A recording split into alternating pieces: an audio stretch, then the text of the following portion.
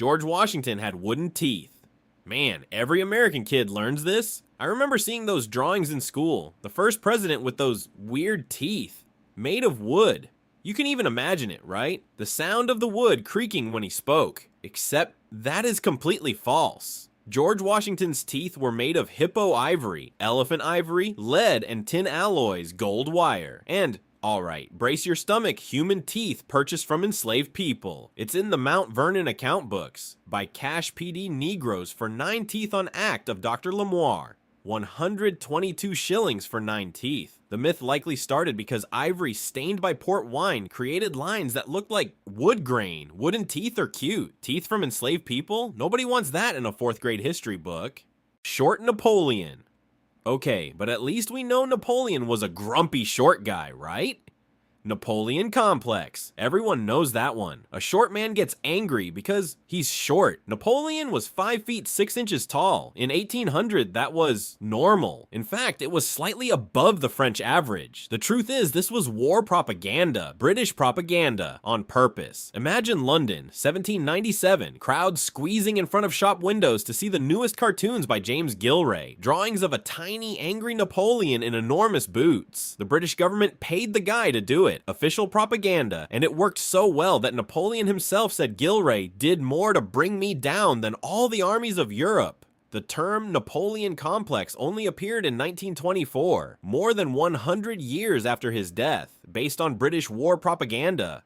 Columbus discovered America. Christopher Columbus discovered America in 1492. Discovered. Man, people had been living there for over 20,000 years. How do you discover a place where 60 million people already live? The Vikings arrived 471 years before Columbus. There's archaeological evidence. Lonceau Meadows in Canada. They found 800 Norse artifacts. There's precise carbon dating for the year 1021. And here's the most hilarious detail. Columbus died in 1506 thinking he had reached Asia. The guy never knew he had found a new continent. He called the natives Indians because he thought he was in the Indies. The name America comes from Amerigo Vespucci, who was the first European to say, "Hey guys, this isn't Asia." This story of Columbus discovering America was invented after American independence. They needed a hero who wasn't British. Medieval witch hunts.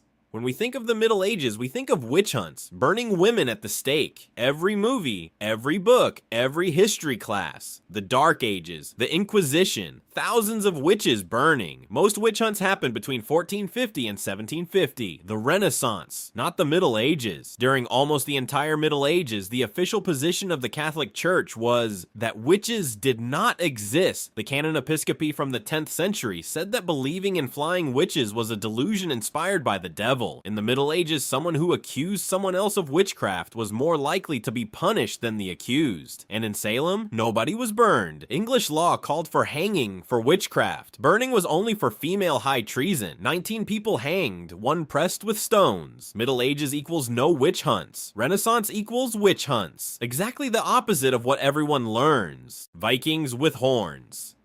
Everyone has this image in their head. A Viking. Horned helmet, axe, beard, screaming. Archaeologists have found exactly 5 original Viking helmets. 5. In hundreds of excavations, none of them have horns.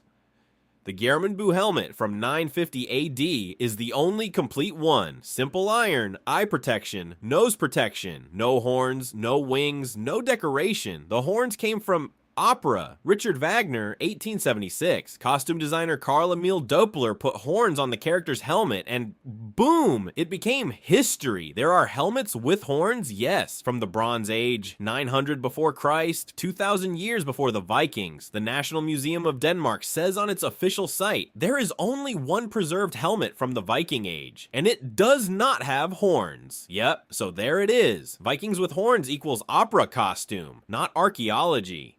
Dirty Middle Ages. When we think of the Middle Ages, we think of total filth. People didn't bathe, didn't brush their teeth, lived like pigs. Paris in the 13th century had 32 public bathhouses. London had 18, Nuremberg had 14. Criers would wake the city shouting, "The baths are very hot." They offered tubs, steam baths, massages, haircuts. The daily routine was washing face, hands, and armpits every morning. Hands before and after meals. Teeth cleaned with hazel twigs. The dirty Middle Ages actually describes the Renaissance. After the syphilis epidemic of the 1490s, bathhouses were closed. Doctors thought hot water opened the pores and let the disease in. The Anglo-Saxons complained that the Vikings were too obsessed with cleanliness. They bathed once a week and combed their hair every day. Middle Ages equals normal weekly baths. Renaissance equals fear of water. Again, the total opposite of what they teach. Slaves and pyramids.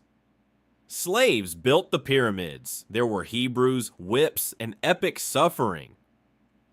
In April 1990, an American tourist's horse tripped on a brick wall near Giza. It was the builder's cemetery. 600 tombs of workers, 30 tombs of supervisors, buried with honors near the pyramids. You don't bury a slave with honor next to a pharaoh. Evidence of daily rations. 21 cattle and 23 sheep for 10,000 workers. Prime cuts of meat, duck, fish. Well-healed fractures with splints. Successful amputations with survival of over 20 years. Graffiti inside the pyramids with gang names. The Friends of Khufu and the Drunks of Menkaure. Herodotus, 450 BC. 2,000 years after the pyramids were built. Information from tour guides. Cecil B. DeMille in the 10 Commandments, 1956. Hebrew slaves building pyramids. That was cinema. The Bible never mentions pyramids. It speaks of supply cities. A totally different thing. Einstein and math. Einstein was bad at math in school. Every teacher uses this. Look, even Einstein was bad at math, and look how he turned out. Einstein was never bad at math. He mastered differential and integral calculus at age 15. The normal age to learn that is 18. On Swiss university entrance exams in 1896, he got the highest grade in math, 6 out of 6. In 1935, a rabbi showed him a headline, "Greatest living mathematician failed math." Einstein laughed and said, "I never failed in mathematics. Before I was 15, I had mastered differential and integral calculus." The Swiss grading system changed in 1896. Before, 6 was the worst grade and 1 was the best. After the change, Einstein's excellent 1 grades looked like failures. Einstein failed the first entrance exam, but he was brilliant in math and physics. He failed French, botany, and zoology, and he was 16, 2 years younger than normal. The person who invented special and general relativity, who created the math for non-Euclidean geometry, who used advanced tensor calculus, failed math. That makes no sense at all.